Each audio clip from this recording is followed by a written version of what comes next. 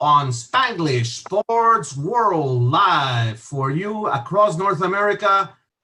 With us, like always, my co-host, a good friend of mine, and the center fielder that roamed the exhibition stadium and the Skydome for a long time, none other than Lloyd the Shaker Mosby.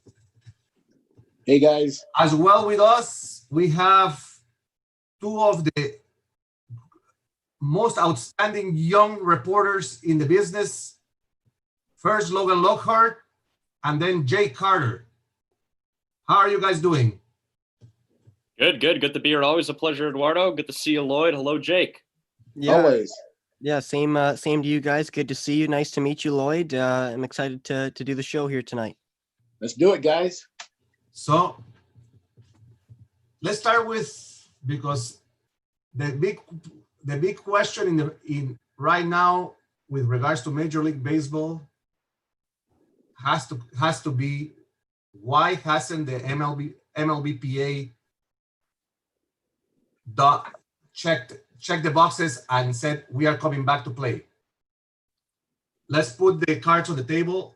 We know that the owners and the commissioner of baseball have come forward with a proposal in which the players would earn 40% of their salaries to restart the league.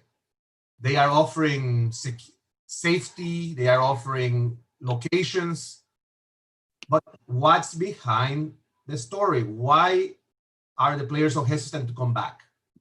Now, points are on the table. A new MLB TV agreement has been signed already, and that's with the Fox network, TV network.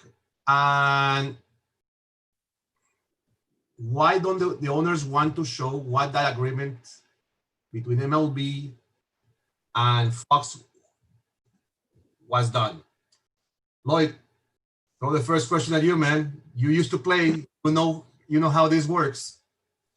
Yeah, this is a tough one though, because you would figure with all this going around that we want to be, get back to playing, right, and be the only show going. But when you say 40%, and when you say possibilities of, I'm not saying, I don't know what the chances are of someone catching it, but I'm sure a lot of people are not only concerned, very concerned about this. So when you put those parameters together, especially the 40%, and they knew it, listen, I got to believe the owners knew or know that this would hold it up. It looks like they don't want to play.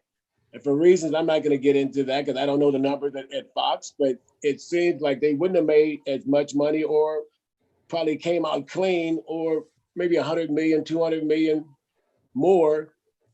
Let's not play, because they know the players are not going to accept the 40%. I mean, it ain't going to happen. I mean, I'll be shocked if they took that.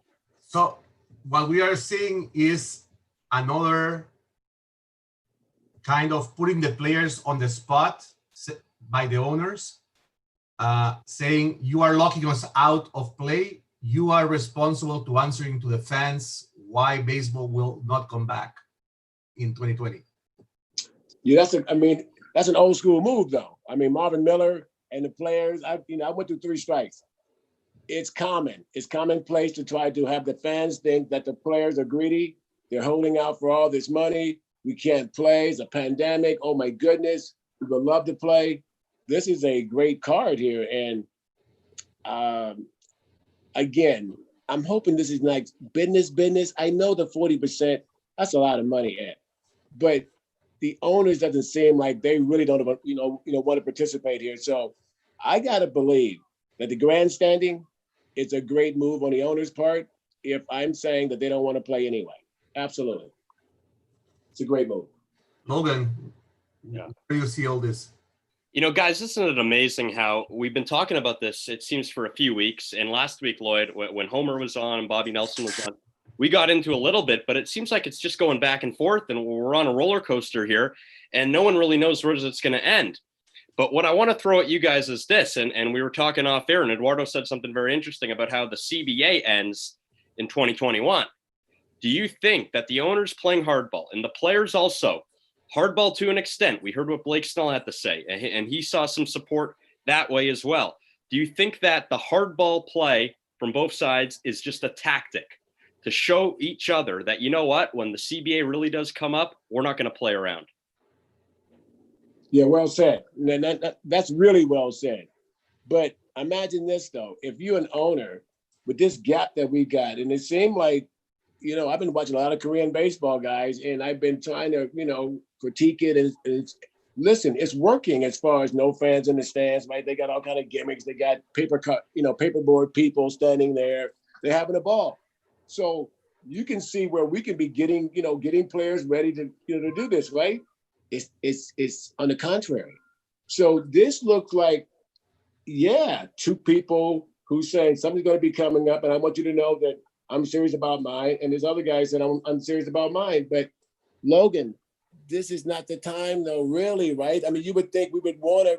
This is the time that we can really promote the game and say, hey, it's a strong game. This is America's game, or whatever you want to say, But it's almost like when we struck, had a strike during the World Series, right? I mean, it's a black eye. I'm hoping this doesn't happen the same way, Logan. Seriously. I'm concerned. I really am about baseball right now. In a time when there's a pandemic going on, the last thing the fans want to hear about, guys, is money. And this has gone even beyond money, because it's not even about pandemic-related money. It's about CBA money now. And now we're dealing with two separate issues. This is a bad look. It's a shame. And like you said, Lloyd, baseball had an opportunity. And it's easier said than done. I understand what's going on. But there was an opportunity here to bring it back. 4th of July weekend, we would see baseball back, and it would really bring the nation together with the national pastime, right? It's just all sad, Lloyd. It really is. Well, that's well said, Lo. It really is well said. And again, hopefully this is just one of those this week, right? And all of a sudden, but remember, we still got to have spring training, right? We still got to have that spring training. We still got to have all of this. The players still got to have that agreement saying, how in the world are we going to be in safety? How are we going to do? How are we going to eat? Can we leave? All of these things haven't been worked out. So if we get into July or the end of June, I mean, really? So it has to happen in a hurry. And I agree with you. It's a shame. The other issue that I see, and Jake, I want you to take this one close to heart, is the idea that we haven't seen anything from MLB in regards to the testing of the players. There is various issues on the table with how are only the players going to be tested? Are the staff going to be tested? Because there's a lot of people that have to move to the different locations around the country. And we know that it's Orlando, Houston, and Phoenix for now. They haven't announced anything else. 10 teams per location. And today, Walt Disney announced that they are opening their doors July 1st. So how does that pan out for the players' safety when the place where they are going to play, it's open to the public? Yeah, for sure. And I think, that's one of their main concerns, not only just with the salaries and everything like that, but with the talks between the MLBPA and the league, is the safety is a huge concern, because it's not just for them. At the end of the day, it's their families as well, and where they'll be located, like you said. So I think there's just so many questions, obviously a lot more questions than answers. But I think that at the end of the day, like, just going back quickly to what you guys were talking about there, I think that, yeah, Lloyd, you said it, that the MLB or any league, pretty much the first league that gets back out of the major leagues, has a huge opportunity to be the first one back and to have those eyes on them. And I really think that you made a great point with, they'll need some sort of spring training to start off. Like, these things don't just happen at the snap of a finger, right? They take time. So, hopefully both sides can come to an agreement, but at this point, it doesn't really look like that could be the case anytime soon.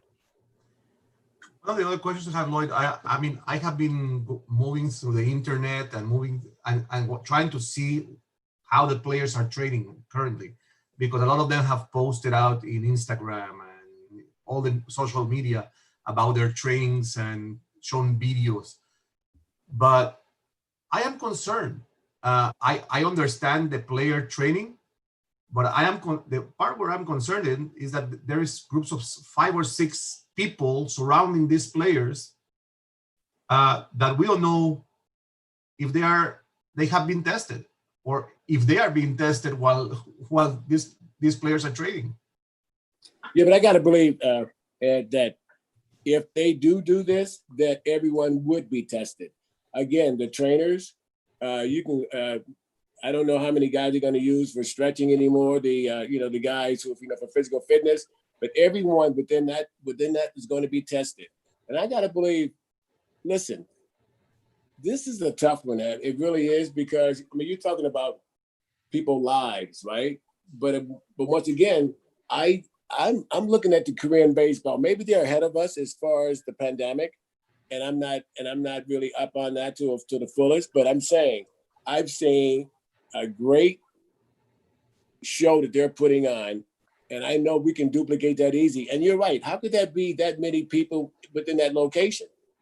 That's a problem, and I'm sure that's one of the things that's holding this up, Ed. Seriously, the players want to know for real how this is going to be safe. And I've heard that you got to get yourself tested as far as your fevers and all of that from that point after that you take the testing. I believe they've got that, Ed, I think they got that narrowed down. I think what's really going on is that you're talking about these areas that people no, you have to clear those areas out completely. And I don't think it appealed the same way to major league players as it does to Korea. And I'm having a ball watching it because it's a lot of fun, but I don't think major league players see that as a good example, anyway. Like yesterday, for example, I was watching yesterday a training run that Hunter was doing, and it was unreal. There were people drinking beer beside him and focusing the camera and answering questions online. And I said, hold on here. You are putting your life at risk for what? Yeah, but quickly, Ed, listen, I think here's the other problem and I didn't really answer to that. You got to remember, they've already put their mind into spring training.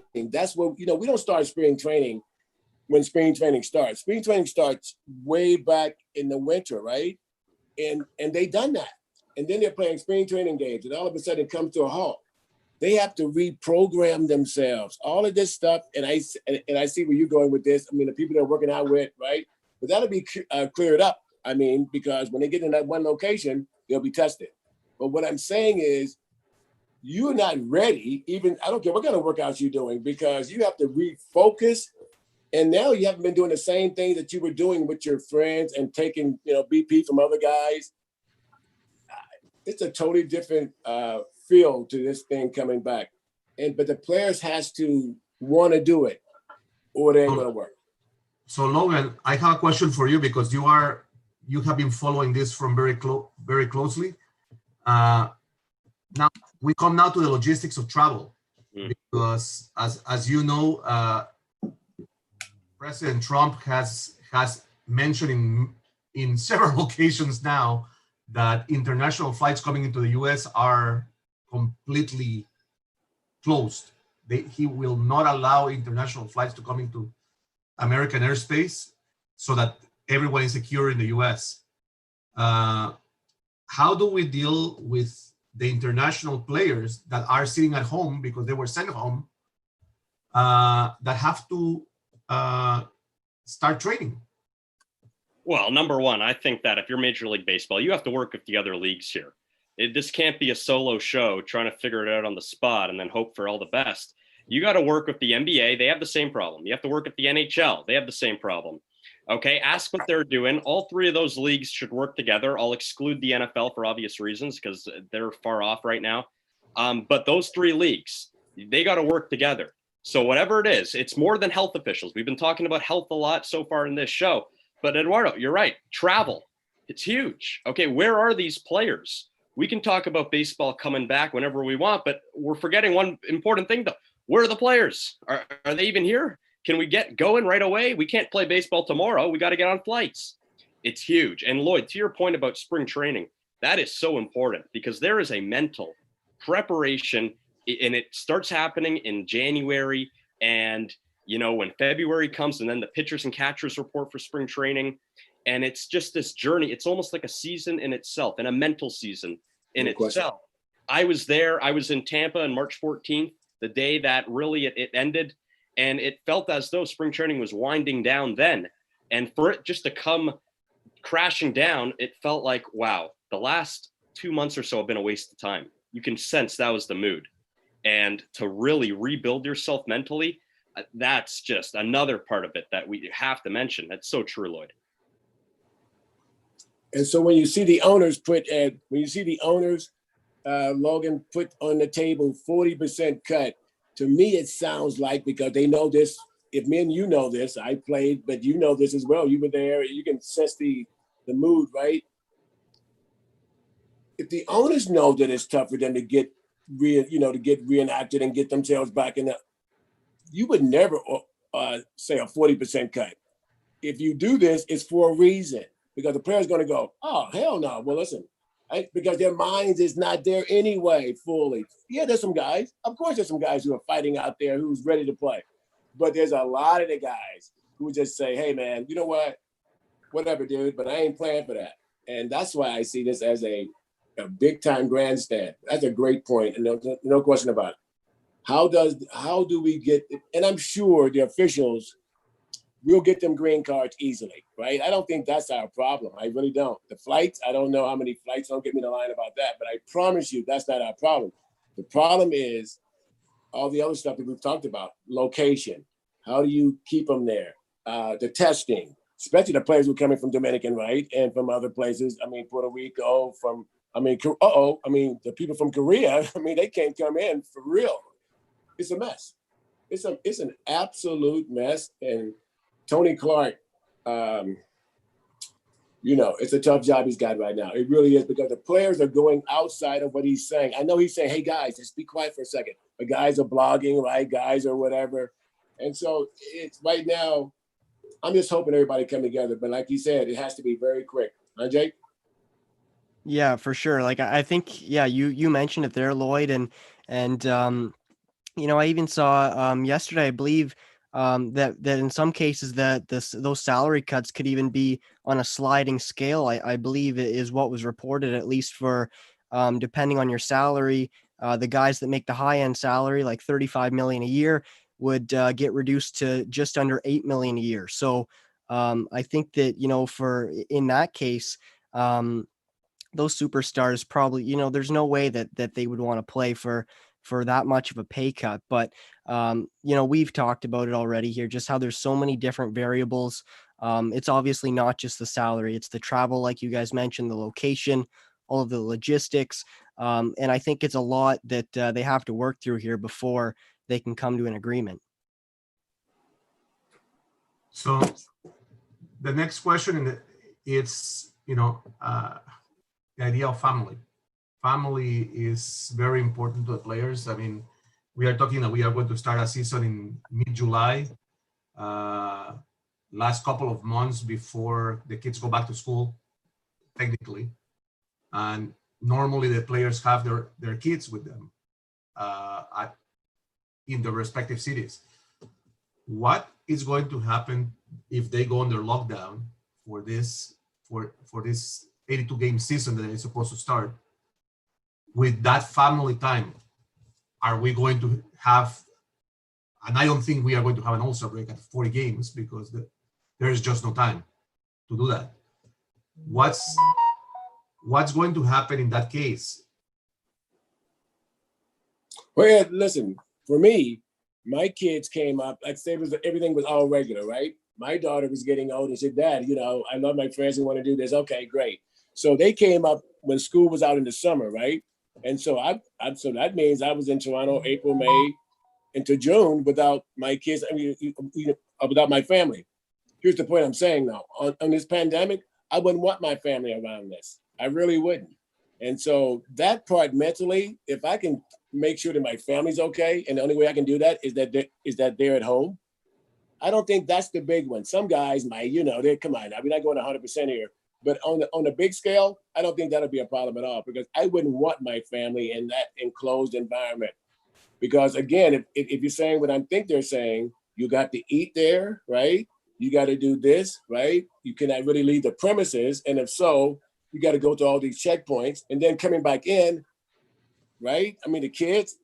I don't think there's a place for the families in this ordeal. And I think if the players accept this, that shouldn't be one of the issues. I mean, seriously, because again, it's very tough. There's no question about it, but they spend a lot of time now.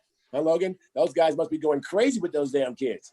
Because They want to get I you know I'm laid going out. crazy with mine. could you Yeah, no. imagine? It's just about baseball time now. The kids, Hey, man, it's time to go, honey. I got to go. they played enough baseball in the backyard throughout the last 2 months. So it's just another one of those variables we talk about, I guess, right? And we just got to hope and pray that it's a one-off, just one summer. And that's it. We just got to pray for that. So, Lois, I have another question for you, because this is your part of the business. What happens? We are talking about Major League Baseball going back to work, the 30 teams. Now, we are not talking about MILB. What happens to the minor league players? Where do they land at this point in time? Well, again, I think, and that's a beautiful question. It really is, and it hasn't been answered, but I'm going to put it in real perspective. They give you that 40-man roster, right? Now, how many people are they going to take with them in these areas? That's to be decided, right? I heard 30 at one point. Now, there'll be some minor leaguers. I mean, guys like Soto. I mean, Soto was on that edge, right? When Harper was around, right? So Soto, and the guys like that will be on the roster. There'll be 30. They probably will move that up to 35, maybe. That's a tough call. But, and I've heard every day you can pick out 16 players that will be in uniform. The minor leaguers here is not going to play. I mean, here's the guys that's really missing out, Ed, and I know you probably don't agree with this. That A-ball player, man. That guy who was drafted like Pilar, right? 30th round draft pick. Man, this is my first year. I'm going to show them. He didn't get a chance to show them. Remember, we got another draft coming. And that kid who's a 30th round draft pick didn't get a chance to show them anything. How about that AA player who was, he had 5 options and he was running out of options. He's not going to play this year.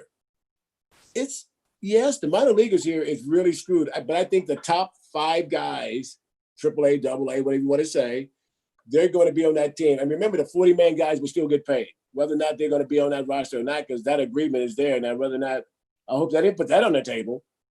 But, man, the minor leaguers, man, they have lost a lot this year, and a lot. I'm not talking about money. Forget about the money. They lost what's really precious to them, and that is opportunity. They lost it. Some guys, not the number 1 pick, not that pitcher, but that 30th round Pilar guy. Well, since you are talking about the money for minor leaguers, just to let you know, as of May 31st, there is no salaries for minor leaguers in the others. Right. That's why some players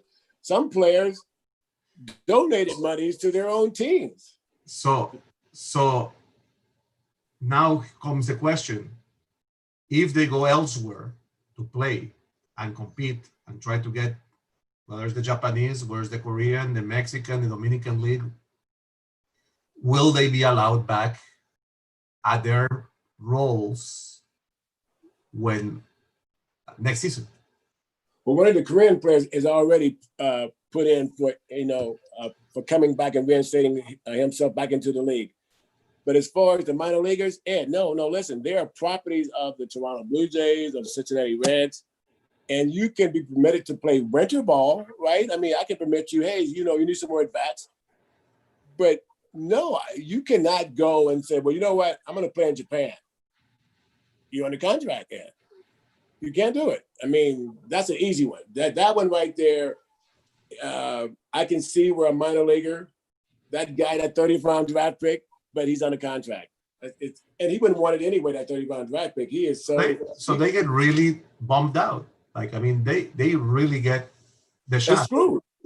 No, seriously. I mean, they are screwed. This is not only historical, the pandemic and all of that. But this is some guys later on, 10 years from now, is going to write a book on how he could have made it to the big leagues. And because and then a draft came and he became numbers. And you know, baseball is going to change too, Ed. All these things are going to change drastically when this thing start back up. And it's going to be a lot of guys forgotten.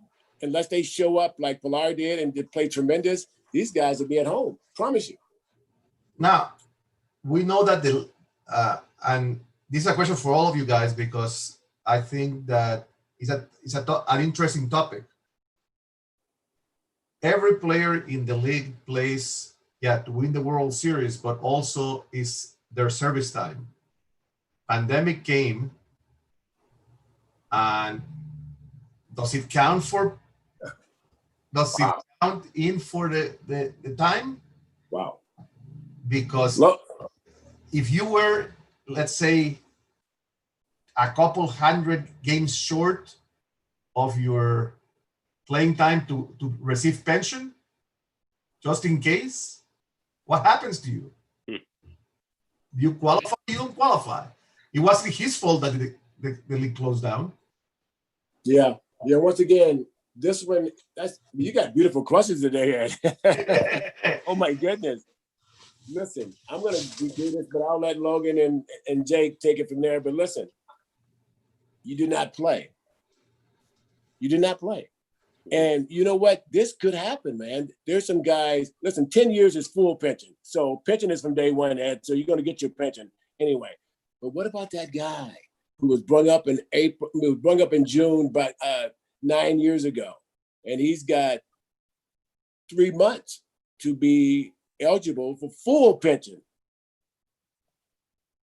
That's amazing. It's an unfair question. But to answer your question, there'll be no time added to this chart. 0. Yeah. It's just unfortunate. That's what it is. And you know what? Because you didn't play, you can't add service time because then you're kind of messing with history. You're kind of messing with what will happen in the future. You're messing with too much that just might not be fixed. So unfortunately, I was going to bring up the prospects. And you talk about, Lloyd, maybe expanding the rosters. And the service time kind of goes to some of the top end prospects. And you think about Nate Pearson in Toronto, who, because of this pandemic, he might just be thrown right into the fire of the Toronto Blue Jays. And it goes for a lot of prospects also because, like you said, Lloyd, it's the money. Yeah, that's valuable. You know, it's also valuable experience and opportunity, playing. That's it. Some of these prospects, they can't miss out on a season. It's way too valuable for them. And these teams know it. So if they're going to be on the field, they say, you know what? Even if he's not ready for major league play, let's just throw him out there anyway, because it's better than nothing.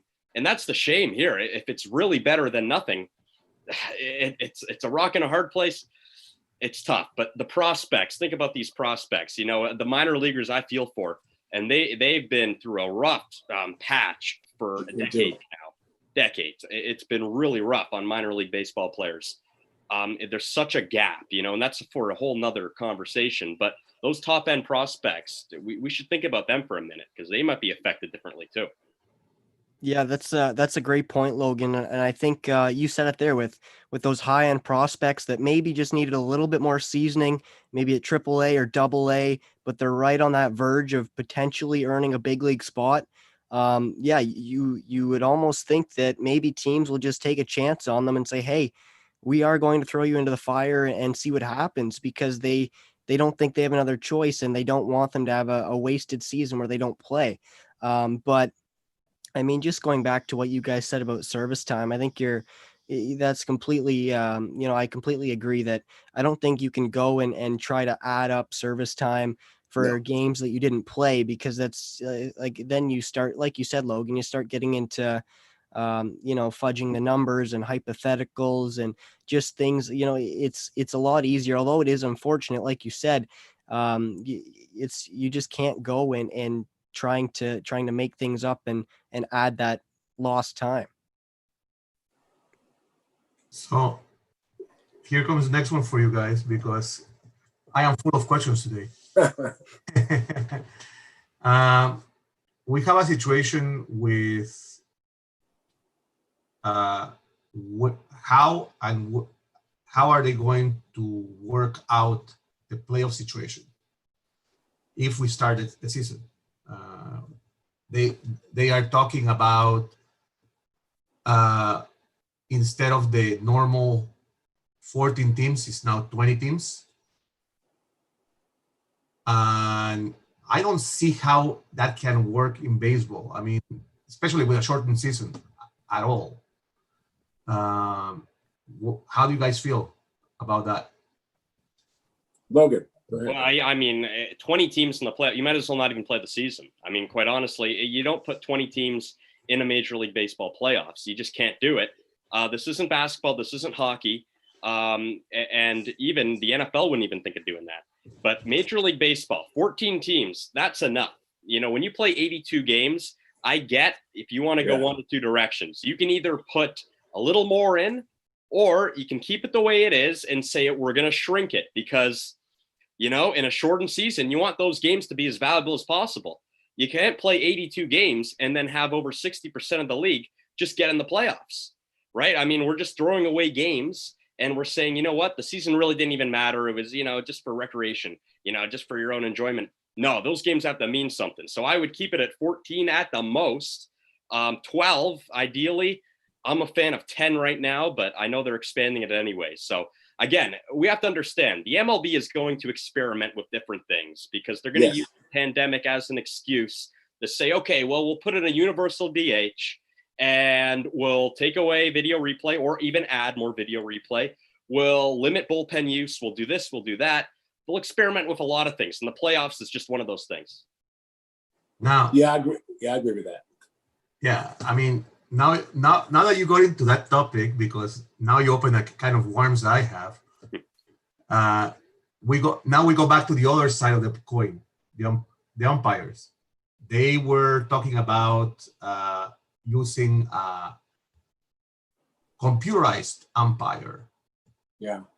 Are we going to go through 82 games of trial and error, which again puts players' safety at a risk because of the way the batting stance have to be adjusted? Yeah, no, listen. So Jake, I'm gonna go on this one because my son 5 years ago, they were the first team when he was playing independent baseball. They tried it out in California, Northern California. My son is 6'6", going on 6'7", and they were calling strikes as the same as Altuve. So, but I'm sure they have improved on that like anything else, right? That would be different. I did not like the game. I was at that game. I thought it was silly. I was laughing all the time because that computer depends on this area of that, right? And when it goes in that area, hey, that's a strike. Now, this is the major leagues, babe. Now, listen, minor leagues, you can do what you want to do.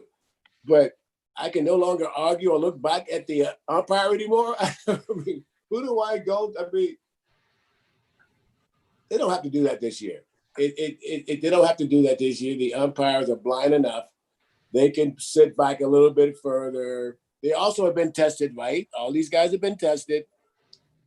Listen, Japan is doing it. Ed, I'm telling you, we can't go off the script here.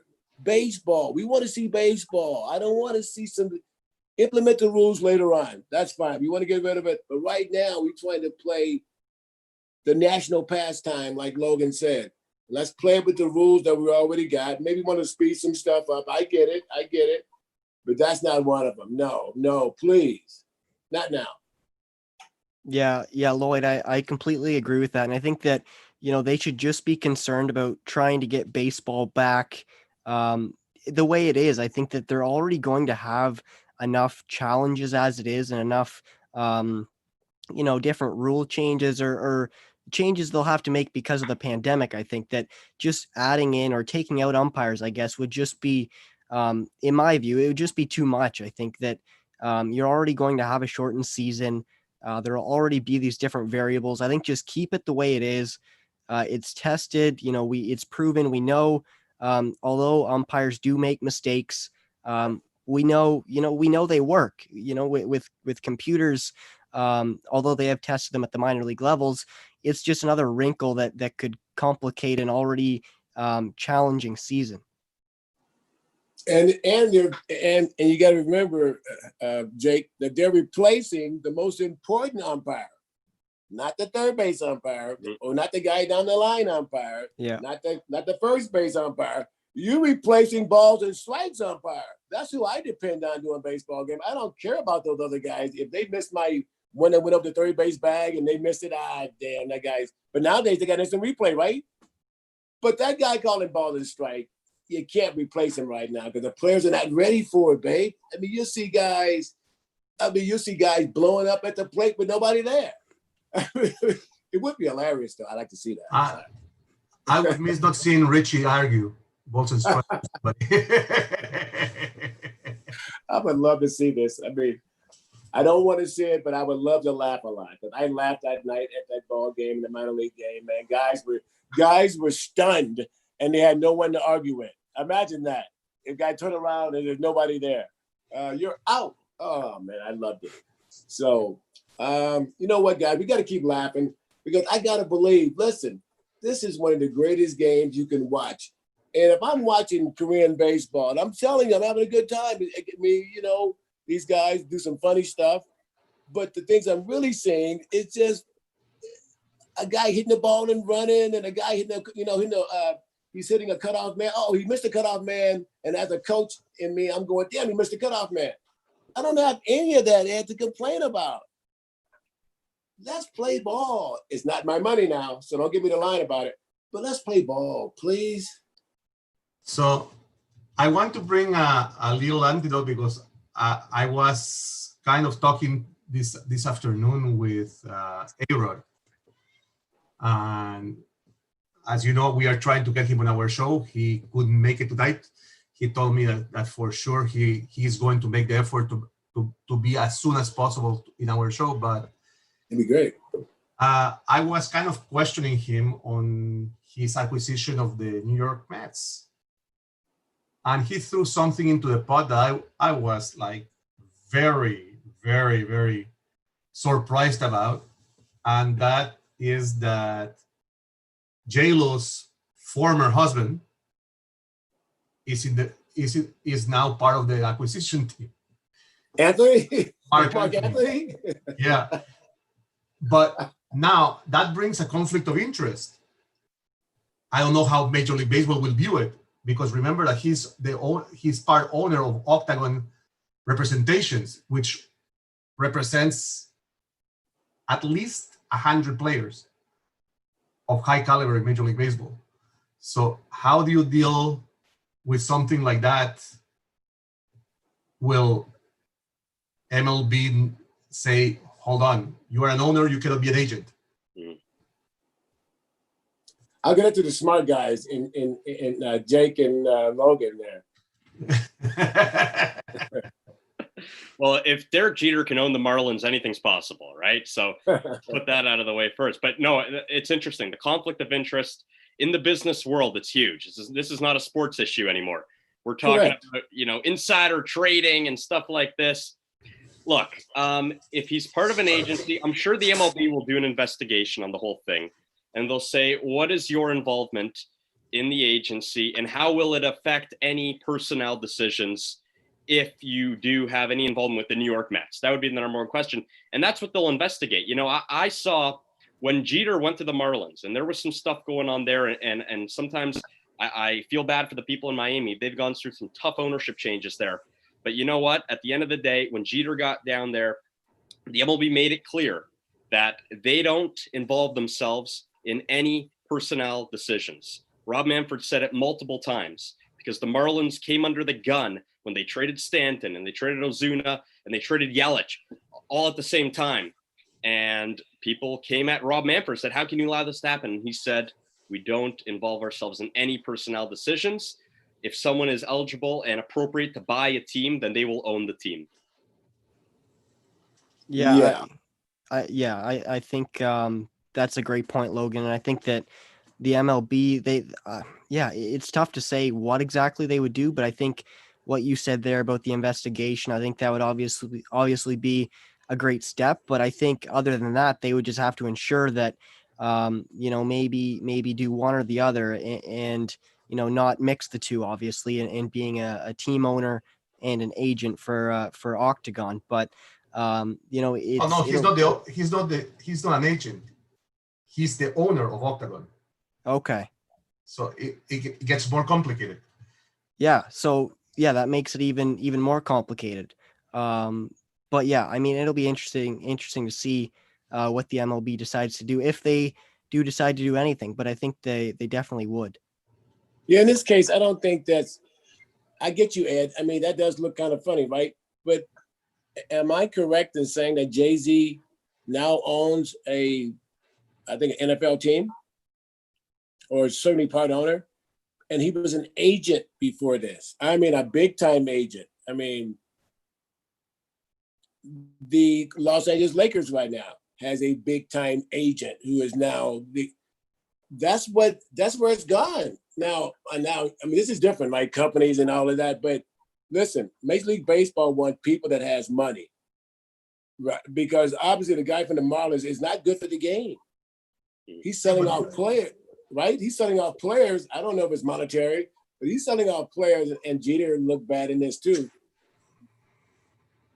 I mean, one of my criteria as a commissioner is to be competitive, right? You can't keep selling all of your players, but telling me you don't have the money to pay them. You don't have the money to pay them. A guy like Mark Anthony comes in, or this big company you're talking about.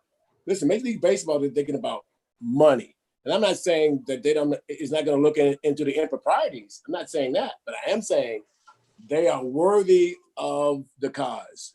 Yeah, but remember in the old days, Lloyd, I mean, you remember this one because it was the issue with the Texas Rangers when the Hendricks brothers tried to buy ownership into and Randy Hendricks got very upset with Major League Baseball because they told him no altogether. Right. Because, and he was an agent. He was an agent for everybody. Oh my goodness. But Ed, we're talking about old money, right? The Hendricks brothers gathered their monies, right? Major League Baseball talking about old money. If you got old money, I got to listen to you, dog. The Hendricks brothers would have been that's a whole different complication right there. That really is. That's a good point. You are sneaky today. That is very nice. Very nice. I told you, I bring the fire when I have it. Yeah, very nice. That is very nice. So, Logan, any questions that you want to bring out? Because I am drained out. Well, you're opening a lot of cans of worms today, Eduardo. Oh my goodness! Sparking great conversations, guys. Let's remember though, Alex Rodriguez, that would be a big name owner, right? I bet you the MLB would love that in a sense. That it's A-Rod, I mean, that brings so much to the game in a sense for him to be Shark Tank quality. Yeah, that's Shark Tank quality. And it makes them look good. They can say, hey, we got A-Rod as an owner. Look at our team of owners now. We got an all-star cast. Derek Jeter, Alex Rodriguez. Our players are turning into owners. Isn't this fantastic? So that would be another, thing that we should think about. Yeah, but Jake, they have to spend the money and be competitive, though. I mean, Logan, I hear what you're saying. It would be nice to have an Alex Rodriguez, but I don't want him doing what Jeter is doing, is what I'm saying. Right. I mean, that sell-off was pathetic at best to the fans, right? You've already had a pitcher that died that they beloved. And now you're going to get rid of the players that they were coming out to see. So if Alex, and I know Alex, he's a winner, but will you spend the money to be competitive? Well, don't worry. Remember that he's not going to be making the decisions. He's going to be J-Lo. Well, that might be a good thing, though. What an owner. Yes, I vote for J-Lo. J-Lo. J-Lo. The Marlins point's really good because it's happened multiple times. They got that nice new shiny stadium there in Miami. And do you remember in 2012, the new stadium, they brought in Jose Reyes and Mark Burley, wow. Among so many guys. A year later, it took 1 year, and all those guys were traded to the Blue Jays, right? I mean, the Blue Jays acquired Jose Reyes and Mark Burley and Joe Johnson as well, who was a stud pitcher at the time for the Marlins. And then nothing really has materialized under that era in the stadium. And then they have a new core of Stannon and Yelich and Ozuna. And then here comes ownership again, and it's sold off again. And it's puzzling and it's sad. And you just don't want to see a team go through that. But like the commissioner said, we trust the personnel, they'll make personnel decisions, and we can involve ourselves in it. So it's tough. We're dealing with such a complicated thing because you're dealing with, what are people's true intentions, right? Is to build a great baseball team, or is to, get out of debt a little bit, secret debt that we don't know about. Yeah, but you have to remember, Logan, that the era of Reyes, as you said it earlier, and all that was under the management of a gentleman by the name of Zingo that had Blockbuster Video, and Blockbuster went bust. Right. So, he lost a lot of money. He thought that because of he was going to be able to do the same thing that Rogers did in Canada when they purchased, that they would have all the TV rights in the state of Florida. And that bounced back, and Major League Baseball didn't allow it. And it was just, he just went under. And that's what caused the demise of the Marlins. Right. I think what really, aside from bringing Ozzy Guillen, that completely killed it after when he insulted the human community. Yeah, I think what really frustrated the people in Miami was the fact that they paid a lot of tax for that stadium to be built. And then just a year later, and like you say, Eduardo, I know his businesses were going down. Just a year later, now they got to sell the team off, and the ball team's not competitive anymore. They've had a couple of years where they've, seen the glimmer of hope for the wild card position, but never reached it. It was just such a short turnaround, and for the people in Miami, they paid to get that stadium built. You know what I mean? But it's also, and I always said it about Miami, that the stadium's location is not the proper location, because everything is there. The arena is there. Hockey, everything was in the same arena, like it is in Toronto. And that's the other thing that we always said here in Toronto. It was built in the wrong place. And that's why fans sometimes don't show up, because it's too crowded. Interesting. So you don't like the location of the Rogers Center. Would you say that there would be better options potentially in the city where you would have more of a consistent crowd coming to the games? 100%.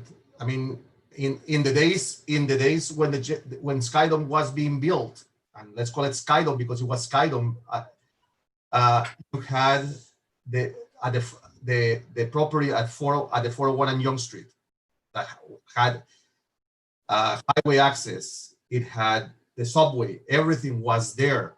Then they also thought about Downsview Park. Downsview Park will be a great location because it would drive the people out of the city. And most people live in suburban areas. They don't want to be stuck downtown in traffic. And Lloyd can attest to that. No question. Get out of exhibition to get home at nights or out of idle.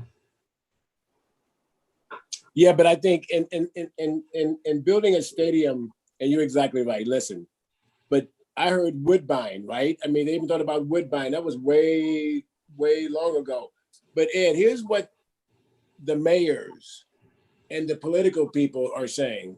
When you build it downtown, you're helping out restaurants, hotels, right? You're bringing in people, and the people that you're bringing in don't want to be staying out there by Woodbine, out there by the airport or anywhere there, because there's nothing, at the time, nothing built up to satisfaction. Downtown, Cleveland, you can go on and on. Everyone did it. And the reason they did it is all politics, babe. It's about, and not a bad politics, because the hotels are filled up, the restaurants are filled up, economy is rocking. But as far as getting to the stadium better, and come on, absolutely it would be better to be outside the city, without a doubt. But money-wise, it just wouldn't. The Oakland A's is a prime example. They're out by the airport in Oakland. Has been there ever since I was a whatever. Well, actually, and you remember that there was the option of tearing down exhibition at one point in time in Toronto. Remember that? Yeah. They said we'll build Skydome at Exhibition Place because there is no Yes. town to leave the old stadium there and to build the new one beside it, like they did in New York. Yeah, but think about this though, Ed. Listen, so the mind changed immediately when they said, yeah, but listen, dude, if you move it just right here, you've got every restaurant known to man. You've got some of the most beautiful hotels. You've got, oh my goodness, and oh my goodness. The sale was so easy, it's a shame, because to get from where we were, which wasn't far from downtown, right? It's a million miles away, because where do you park? And now I got to go pay parking again? You kidding me? I lost everything, Ed, on parking in Toronto. I'm broke right now because of parking. I don't blame you. I remember those days. Yeah, you remember that? Yeah. Well, actually, what are you talking about being broke because of Toronto parking? You guys park for free. As long as you had the little sign on the freaking car, Oh, well, it was free parking. You're exactly right about that. Yeah, you're right. Yeah. I'm not talking about me, of course. I was broke every time I came to visit you guys downtown. No, but well said though, guys. But you agree though, right, Jake? I mean, you agree. Listen, Skydome for me, because I can go to the basketball games when I'm, with the Jays. I'm right there at the Radisson, right on the waterfront on Queens Quay. And if they happen to have a game with the Raptors, I just get on my skateboard.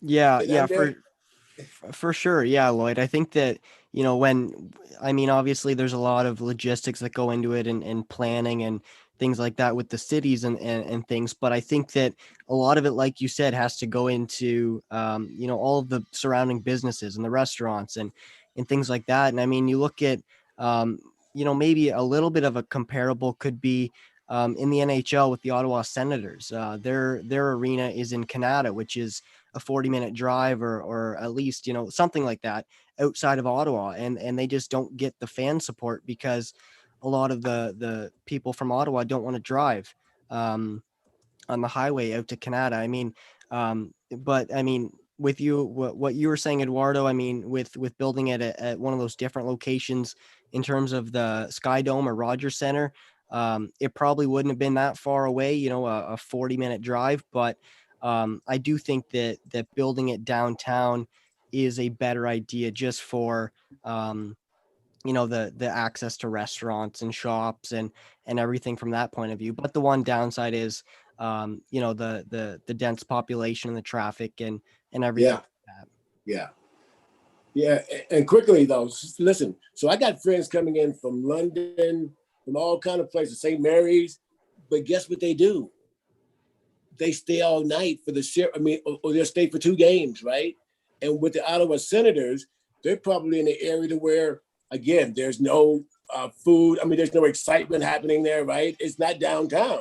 If they were downtown, people will be coming from other areas to see, this. So I get it that it is better to get it outside of the town. It's less money, right? It's probably less money for the owners to build it there. I get that, more parking because you had more space. I get that.